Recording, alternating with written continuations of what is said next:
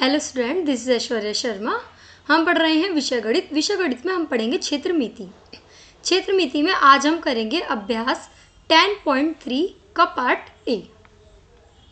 आइए देखते हैं कुछ अच्छे क्वेश्चन।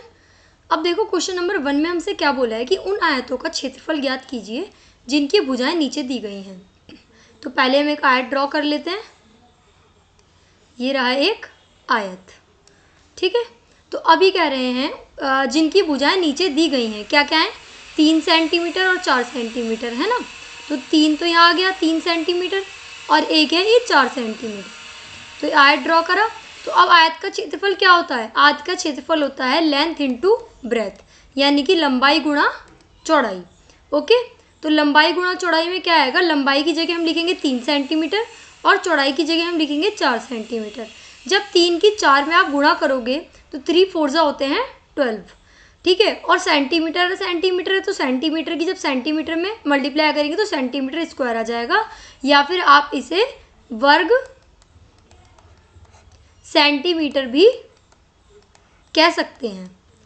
अब बी पार्ट में देखो, बी पार्ट में बोला है कि एक क्या है, उसकी भुजाएं 12 मीटर और 21 मीटर। तो एक और आयत हम ड्रॉ कर लेते हैं। ये तो है 12 मीटर और ये क्या है, या फिर इसे मान लेते हैं हम 21 मीटर और इसे हम मान लेते हैं 12 मीटर।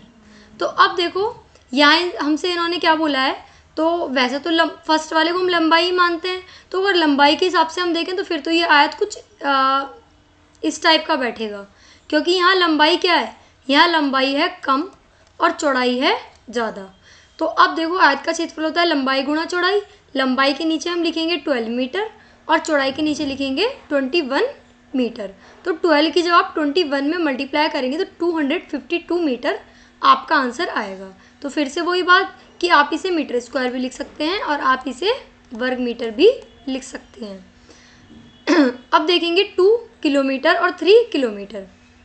तो देखो आयत का क्षेत्रफल, फिर से आप लंबाई को 2 मान लेंगे और चौड़ाई को 3 मान लेंगे। तो आयत का क्षेत्रफल क्या हुआ, लंबाई हुई, लंबाई गुणा चौड़ाई।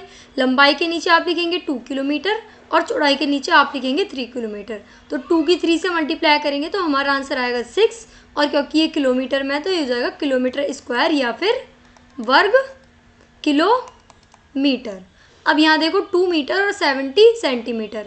तो या तो अब इस क्वेश्चन को दोनों को सेंटीमीटर में चेंज करो या दोनों को मीटर में चेंज करो। अगर हम सेंटीमीटर में चेंज करते हैं तो देखो, सिंस 1 सेंटीमीटर जो होता है वो 1/100 मीटर के बराबर होता है।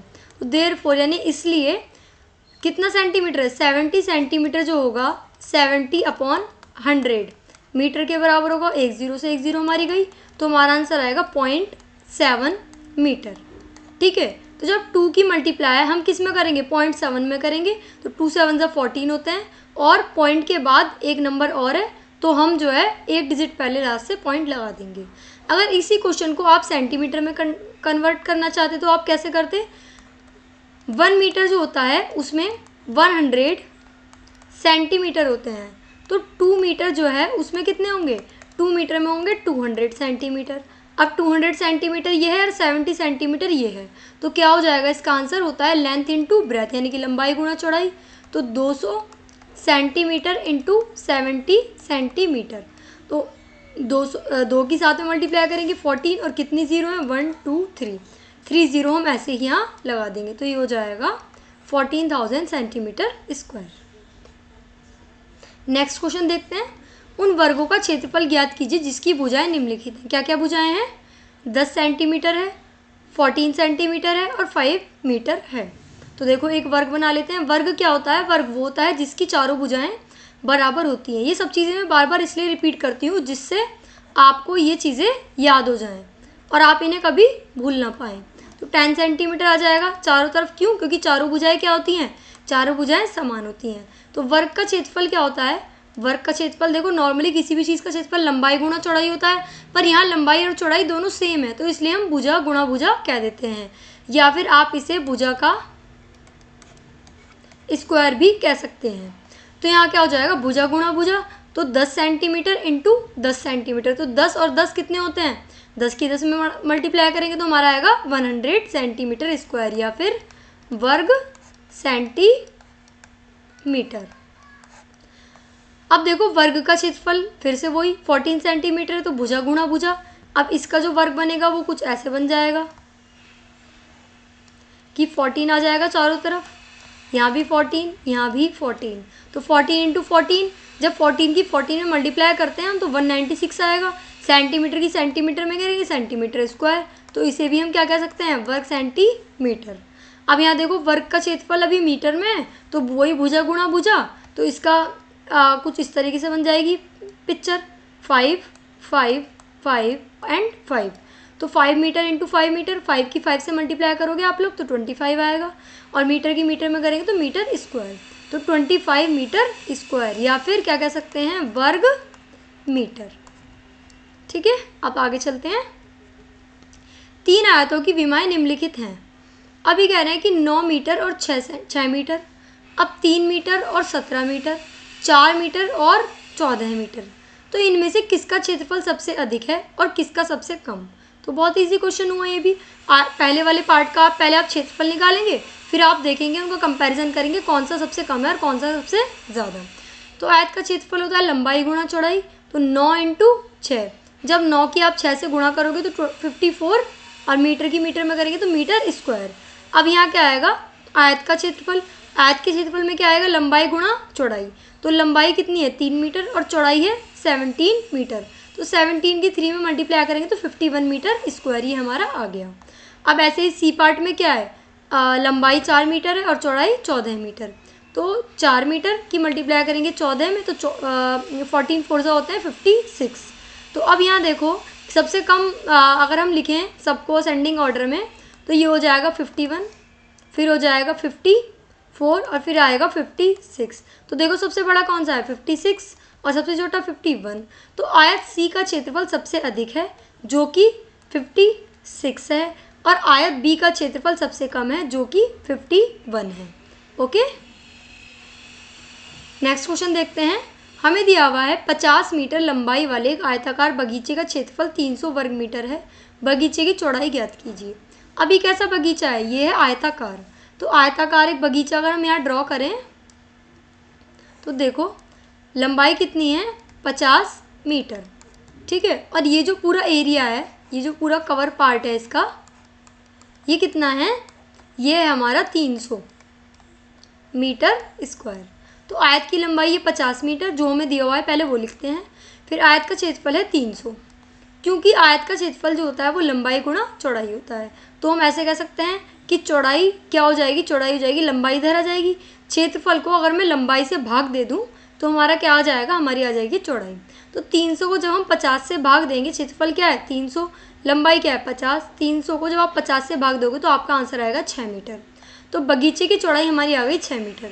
और आप ऐसे भी कर सकते हैं कि जैसे आपको लेंथ और ब्रेथ हमें दी हुई है और क्षेत्रफल का क्या दिया हुआ है 300, तो लेंथ के नीचे आप लिखेंगे 50, ब्रेथ के नीचे ब्रेथ ही रहने देंगे, तो 300 क्या है, मीटर स्क्वायर है और ब्रेथ यहीं रहेगी, और ये किधर आ जाएगा, ये 300 मीटर स्क्वायर, ये 50 किस में मल्टीप्लाई में, तो 50 कहाँ जाएगा डिवाइड में, तो 50 मीटर आ जाएगा, 0 से 0 गया, 5 6 30, 1 मीटर से 1 मीटर गया, तो जो है 6 मीटर यहाँ हमारा बचा।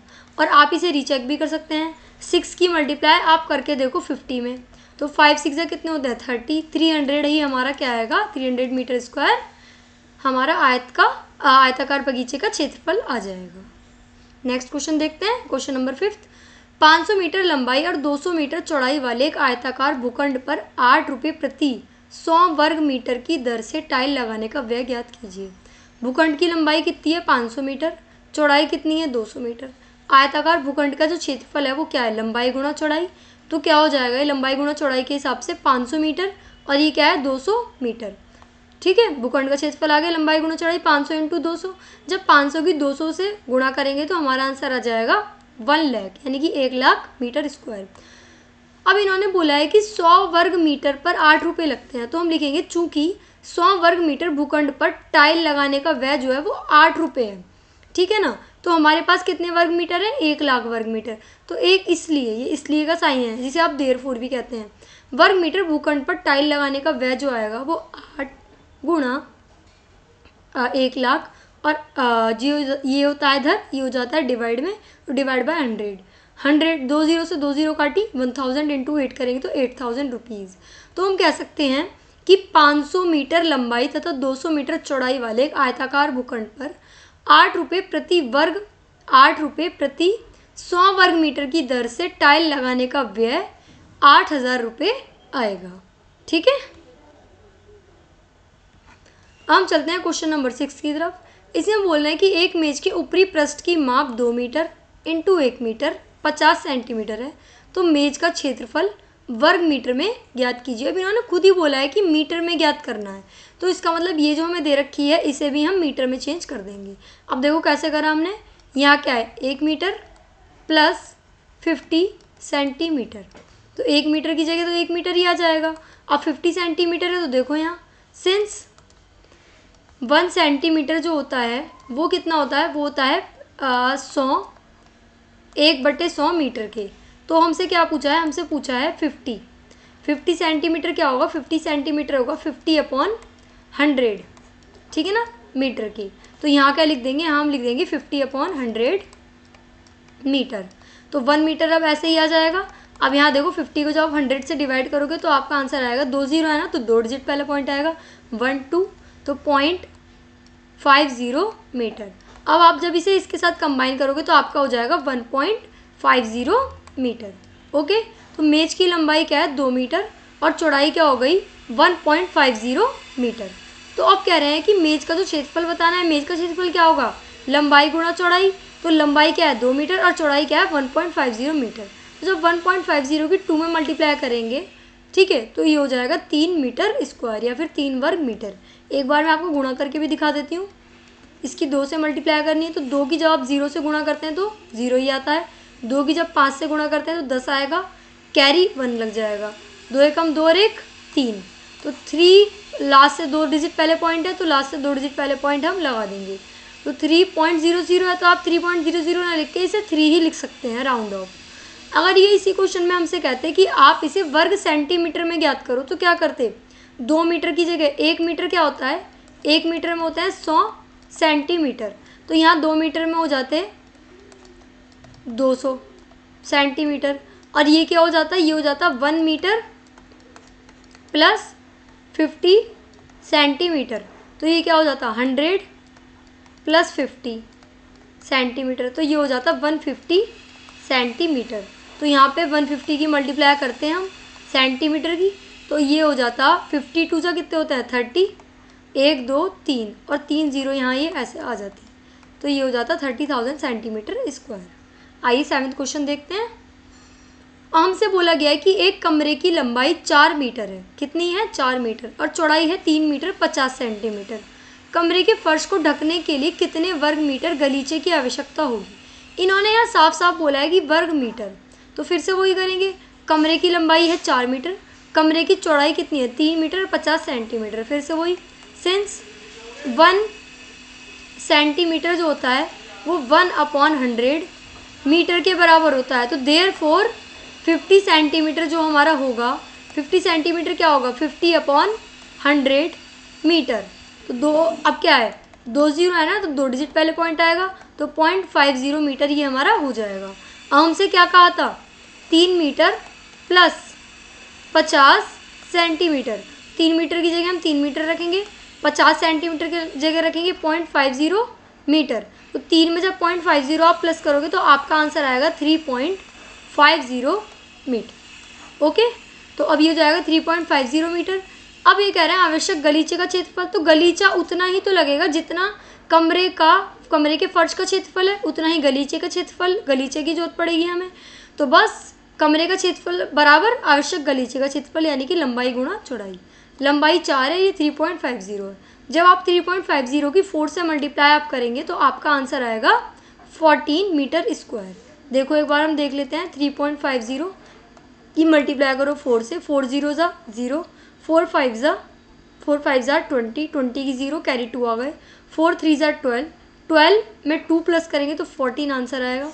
अब देखो यहाँ पॉइंट के बाद 2 नंबर है तो लास्ट से 2 डिजिट पहले पॉइंट आ जाएगा, तो ये 14.00 का कोई मतलब नहीं होता, तो इसलिए हम खाली लिख देते हैं 14 मीटर स्क्वायर या फिर 14 वर्ग मीटर। ओके, नेक्स्ट क्वेश्चन देखते हैं।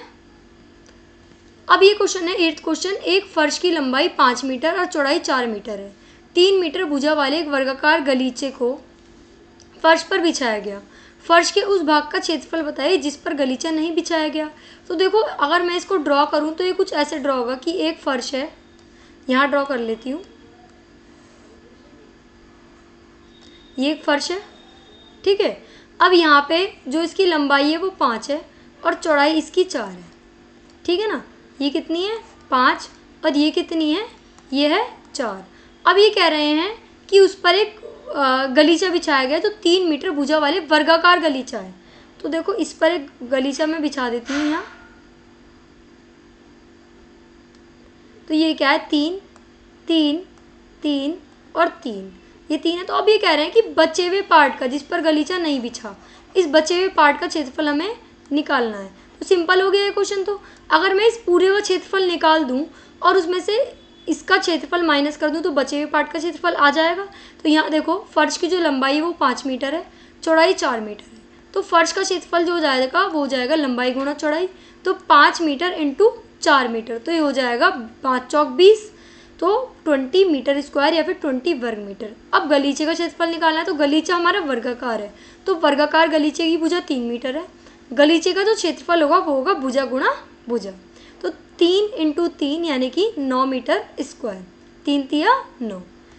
तो फर्श के उस भाग का क्षेत्रफल बताना है जिस पर गलीचा नहीं है। तो मैंने आपको क्या समझाया था कि अगर मैं पूरे का क्षेत्रफल निकाल के उसमें से ये वाला क्षेत्रफल माइनस कर दूं, पूरे का क्षेत्रफल क्या था 20, गलीचे का क्षेत्रफल था 9, तो 20 में से अगर 9 जाएंगे तो हमारा आंसर आएगा 11, तो 11 वर्ग मीटर क्या हो जाएगा, हमारा आंसर हो जाएगा।